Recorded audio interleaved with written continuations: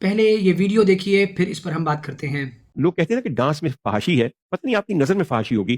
میں یہ ایمانداری سے ایک بات کہنا بالکل صحیح کہا، میں ایک بہت گناہ گار انسان ہوں، لیکن میں نے نرگس کا ڈانس جب دیکھتے تھے ہم لوگ تو اتنی ہی آنکھوں میں آنسو آ جاتے تھے، وہ اس قسم کی پرفارمنس تھی ایسی ہے وہاں پہ۔ کوئی خدا کا واسطہ ذرا سوچا کریں، ہر حسین چیز میں رب دکھنا چاہیے واقعی۔ میں آپ کو کیا بتاؤں، میں یہاں کیا ذکر کروں کہ کیا کیا ڈانس اور ان کے گیتوں کے بول جو ہمیں سمجھ آتے ہیں۔ آپ اپنا انٹینا صحیح رخ پہ رکھیں۔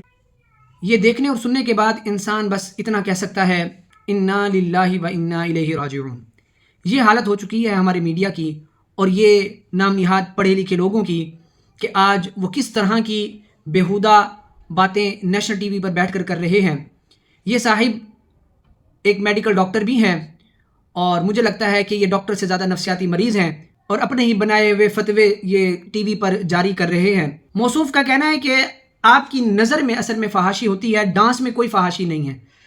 تو پھر تو کوئی یہ بھی کہہ سکتا ہے کہ آپ کی نظر میں فحاشی ہوتی ہے، جسم کو ظاہر کرنے میں کوئی فحاشی نہیں ہے، پھر انسان کپڑے کیوں پہنتا ہے؟ پھر تو یہ کہا جا سکتا ہے کہ جسم اللہ تعالیٰ نے بنایا ہے اور یہ جو کپڑا ہے یہ انسان نے بنایا ہے، اور ایک انسان اللہ تعالیٰ کی بنائی ہوئی چیز کو انسان کی بنائی ہوئی چیز سے ڈھانپ دیتا ہے اور اس کا جسم کا 80% حصہ اس کپڑے سے ڈھانپ دیتا ہے جس جسم کو اللہ تعالیٰ نے بنایا ہے۔ تو ان کے بقول تو پھر اللہ تعالیٰ کی بنائی ہوئی چیز کو ہم چھپا رہے ہیں ایک انسان کی بنائی ہوئی چیز سے، یعنی کپڑے سے، اور صرف ہمارے ہاتھ، چہرہ، پاؤں نظر آتے ہیں جو کہ ہمارے جسم کا 20% بھی نہیں بنتا۔ تو ان کی اس لاجک کے مطابق تو پھر اللہ تعالیٰ کی بنائی ہوئی حسین چیز جو ہم چھپا دیتے ہیں اس کو ظاہر کر دینا چاہیے اور ہمیں بغیر کپڑوں کے پھرنا چاہیے۔ تو اس نے جو ساڑی نما سوٹ پہنا ہے تو اس کی پہننے کی کیا لاجک ہے؟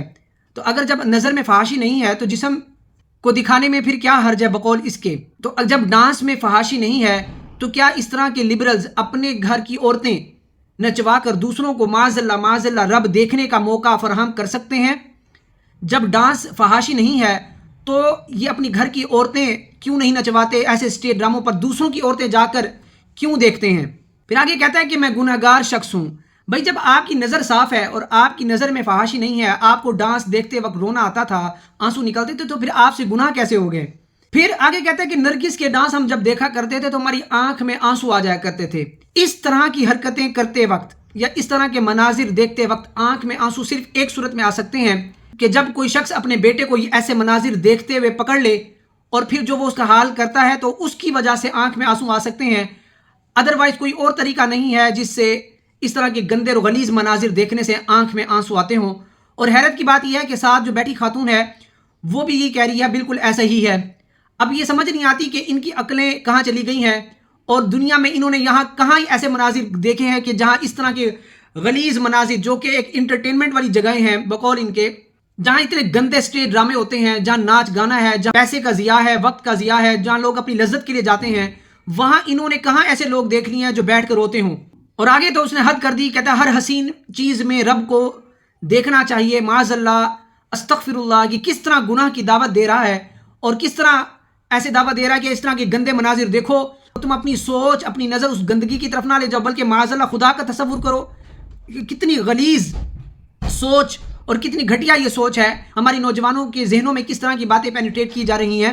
ہمیں بتایا گیا کہ ماں کے چہرے کو دیکھنا عبادت ہے، قرآن کو دیکھنا عبادت ہے، عالم کے چہرے کو دیکھنا عبادت ہے، اور ادھر اس کے مقابلے میں یہ کیا کہہ رہا ہے کہ اس طرح کے گندے مناظر اور اس طرح کے ڈانس جو ہے کوئی فحاشی نہیں ہے بلکہ ہر حسین چیز میں معاذ اللہ خدا کو دیکھنا چاہیے۔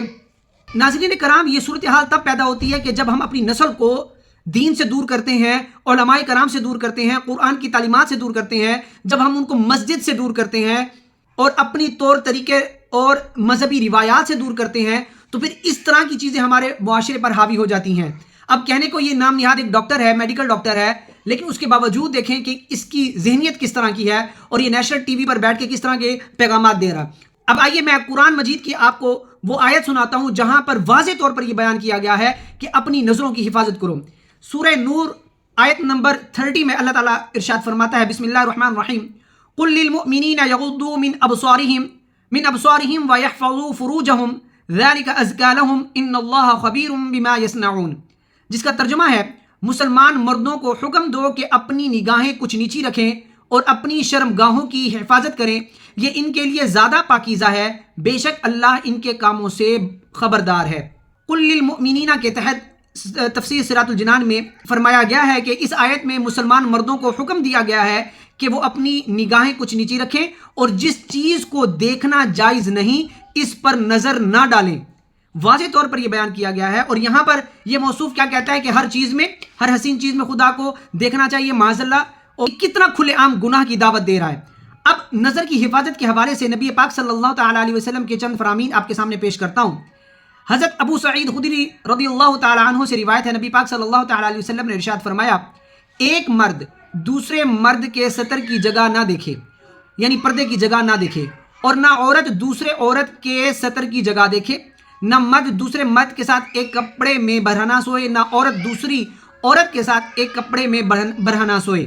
اسی طرح حضرت بریدہ رضی اللہ تعالیٰ عنہ سے روایت ہے، نبی پاک صلی اللہ تعالیٰ علیہ وسلم نے حضرت علی کرم اللہ تعالیٰ وجہہ الکریم سے فرمایا کہ ایک نظر کے بعد دوسری نظر نہ کرو. یعنی اگر اچانک بلا قصد کسی عورت پر نظر پڑ جائے تو فوراً نظر ہٹا لے اور دوسری نظر نہ کرے، کہ پہلی نظر جائز اور دوسری نظر جائز نہیں. کس طرح نظر کی حفاظت میں قرآن میں اور حدیث میں حکم دیا گیا ہے. اور یہ کیا کہتا ہے کہ ڈانس فحاشی ہی نہیں، اور بلکہ ہر حسین چیز میں معاذ اللہ خدا کو دیکھنا چاہیے. تو قرآن اور حدیث کا حکم کیا ہے کہ واضح طور پر نظر کو جھکانے کا، نظر کی حفاظت کرنے کا حکم ہے. اور یہاں پر کہہ رہا ہے کہ نہیں آنکھیں پھاڑ پھاڑ کی چیزیں دیکھو اور تصور کر لو رب کا معاذ اللہ. امام غزالی رحمۃ اللہ تعالیٰ علیہ ارشاد فرماتے ہیں کہ نظر نیچی رکھنا دل کو بہت زیادہ پاک کرتا ہے اور نیکیوں میں اضافے کا ذریعہ ہے. اس کی وجہ یہ ہے کہ اگر تم نظر نیچی نہ رکھو بلکہ اسے آزاد ہر چیز پر ڈالو تو بسا اوقات تم بے فائدہ اور فضول پھر ادھر ادھر دیکھنا شروع کر دو گے اور آہستہ آہستہ تمہاری نظر حرام پر پڑنا شروع ہو جائے گی. ناظرین کرام، اسی طرح سورہ نور کی اسی سے اگلی آیت یعنی آیت نمبر 31 میں عورتوں کو کیا حکم دیا گیا ہے کہ فرمایا گیا کہ وَقُلْ لِلْمُؤْمِنَاتِ يَغْضُضْنَ مِنْ أَبْصَارِهِنَّ وَيَحْفَظْنَ فُرُوجَهُنَّ وَلَا يُبْدِينَ زِينَتَهُنَّ. ترجمہ اس کا یہ ہے کہ مسلمان عورتوں کو حکم دو کہ وہ اپنی نگاہیں کچھ نیچی رکھیں اور اپنی پارسائی کی حفاظت کریں اور اپنی زینت نہ دکھائیں. تو یہاں واضح طور پر بیان کیا گیا کہ وَلَا يُبْدِينَ زِينَتَهُنَّ، کہ وہ اپنی زینت نہ دکھائیں. اور یہاں پر کہا گیا کہ ڈانس فحاشی ہی نہیں ہے. اور قرآن کہتا ہے کہ اپنی زینت کا اظہار نہ کرو، جو چیز چھپانے کی ہے اس کو چھپا کر رکھو، گھر میں رہو، اپنی نگاہوں کی حفاظت کرو. اور یہاں کہتا ہے ڈانس تو فحاشی نہیں ہے، ہماری فحاشی ہماری نظر میں ہے. کتنا تضاد ہے ان کے اس نظریے کا اسلام کے ساتھ، قرآن کی تعلیمات کے ساتھ، کہ قرآن و حدیث ہمیں کس طرح کا حکم دے رہا ہے اور یہ ٹی وی چینل پر بیٹھ کر ہمارے نوجوانوں کا ذہن کس طرح خراب کر رہے ہیں. اس لیے کہتے ہیں اپنے آپ کو علماء کے ساتھ مربوط کریں، قرآن و حدیث کی تعلیمات سے مربوط کریں تاکہ آپ کو اسلام کا اصل چہرہ نظر آئے. ورنہ اس طرح کے لوگ آپ کو حرام مناظر کی دعوت دے کر اور ساتھ یہ کہتے ہیں پھر ان چیزوں میں خدا کو ڈھونڈو. بھائی اگر ان چیزوں میں خدا کو ڈھونڈنا ہے تو پھر قرآن، حدیث، مسجد، علماء، ان سے کیا ملتا ہے؟ اگر ہمیں اسٹیج کی ڈانسروں کو دیکھ کر یا اس طرح کے گندے غلیظ مناظر یا اس طرح کی غلیظ جگہوں پر جا کر خدا کو دیکھنا ہے یا ڈھونڈنا ہے معاذ اللہ، تو پھر مسجد میں کون ملے گا؟ قرآن و حدیث کی تعلیمات سے ہمیں کیا ملے گا؟ نبی پاک صلی اللہ تعالی علیہ وسلم کا جو اس دنیا میں تشریف آوری کا مقصد تھا، پھر وہ مقصد کیا ہے؟